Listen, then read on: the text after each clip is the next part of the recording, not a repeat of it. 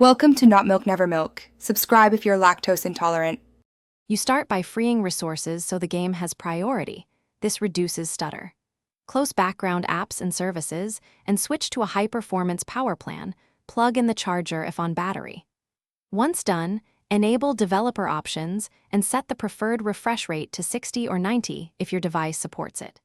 These first steps give immediate gains because they increase available RAM and CPU headroom. Make sure to reboot after major changes, so settings take effect and processes reset.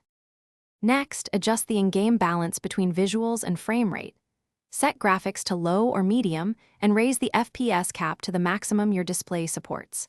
Disable expensive effects, shadows, anti-aliasing, and depth of field because they cost cycles that would otherwise stabilize frames. Then tweak device-level options.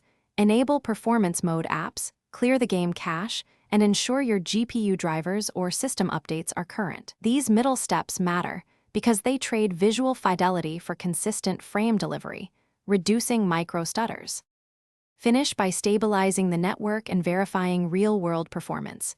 Use 5 GHz Wi-Fi or a wired hotspot and aim for ping under 50 milliseconds. Once done, disable overlays and pause background downloads to avoid spikes. Test different servers and run a quick match to confirm improvements. If lag persists, reinstall the game, check device thermals, and only consider a factory reset as a last resort. These actions fix deep software corruption or overheating that throttles FPS and causes recurring frame drops. Thanks for watching. If this was helpful, leave a like and consider subscribing. See you next time.